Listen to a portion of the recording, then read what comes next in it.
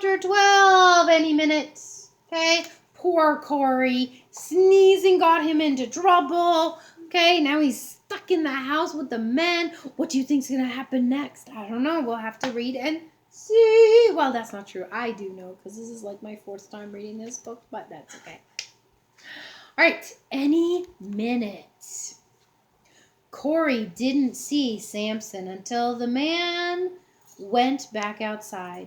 The cat lay underneath the couch, watching him, Corey staring back in dismay. Corey slid out from under, Samson slid out. You see Corey trying to slide? Yeah, no. Let's try that again. Samson slid out from under the couch in one easy motion. He stalked toward Corey and sat down 2 feet in front of him. Corey didn't move. He couldn't. He just stared back at the cat. Samson rumbled deep in his throat and moved toward Corey. Still, Corey didn't move. Puzzled, Samson sat back down, his eyes still fixed on Corey. He lashed his tail threateningly. The boy sat motionless in the old chair, staring back at the cat. Finally, the cat lost interest in his unresponsive prey. He trotted down the hall. Corey sank back into the chair. Samson's tail disappeared into the empty room just at the front of as the front of the stairs creaked again. "I'll get the dogs ready," Albert said. "I'll be glad to get out of here." "Put enough in their food to do the job," Mick called. "I don't want them to wake up in the van. But not too much. It's only 10 minutes to Culverton and 10 more to Eldridge's warehouse." Outside, Mark turned to Travis. "Eldridge? He's talking about Eldridge's pet stores. It's a chain of pet stores across the state." Yeah, every kid knows about Eldridge's pet stores, so what? Eldridge is buying the stolen dogs. "Not mine, he isn't." Travis was halfway out of the hiding place before Mark grabbed him. "Wait," Mark warned. "Maria Dolores and the sheriff will be here any minute." Travis sat back. They'd better be. Inside the house, Samson climbed up on the mattress and jumped into the ceiling. He stepped along the rafters to look down at the milling dogs. The cat maneuvered around so he could see the bowls on the floor. They were empty. His stomach rumbled. The garbage can had yielded nothing worthwhile. He settled down and waited for feeding time. About 10 minutes later, Albert opened the door just enough to shove a pan of food in.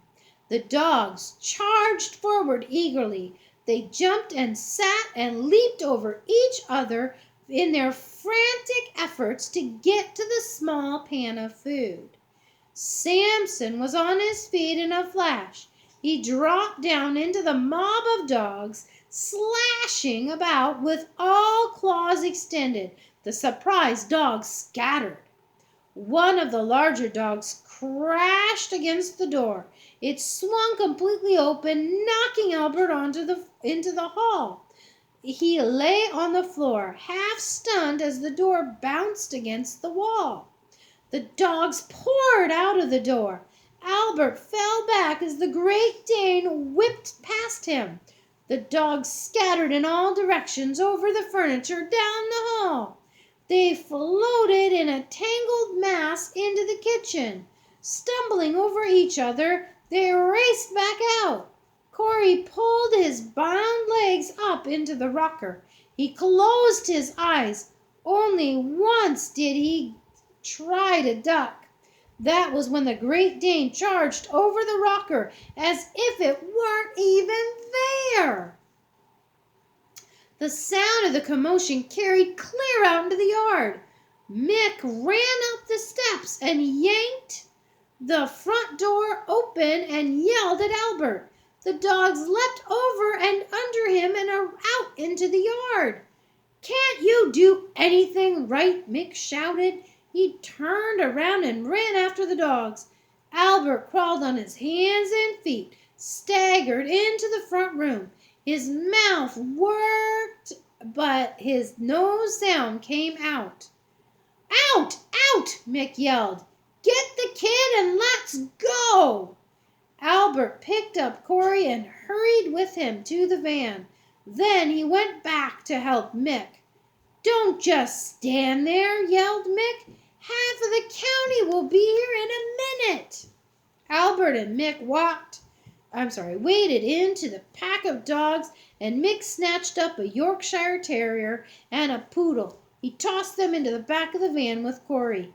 He might as well get something out of this mess. The poodle jumped out as Mick snared a golden retriever and heaved it into the van. "Albert!" Mick roared. He caught the poodle by the leg. Turning, he found himself facing a Doberman Pinscher. Mick dropped the poodle and swung into the van, slamming the door shut behind him. "They're getting away!" Travis shouted, leaping up. Mark was right behind him. The engine started as Travis and Mark charged out of the bushes. Mick gave them an exasperated look as the van roared past them. "More kids," he said bitterly. "Come on," Travis shouted. "Let's get our bikes." "Wait," Mark replied, running to the porch. "We'll never catch them, but we know where they are going. Culverton." "Yeah." Mark ran into the house. Samson was still eating the pan of food. "Forget him," Travis said. "He'll be out like a light in a minute. We can pick him up later." "I need a pen or something to write with," Mark said hastily, searching the kitchen. "We have to leave a message for the sheriff." He found a pencil stub in a drawer, and ripped up a grocery bag. He scribbled on the torn paper, "Culverton, Eldridge Warehouse." Travis was whistling and calling for Skeeter. Mark rushed to the front door and stuck the paper between the door and the door jamb. Then he slammed the door shut. The paper fluttered in the breeze. Travis came around the corner. "Skeeter's not here." "They might have sent him off with another shipment," Mark said, dropping the pencil. "Let's get them." And that is the end of chapter 12. You'll have to come back for chapter 13 and see what happens.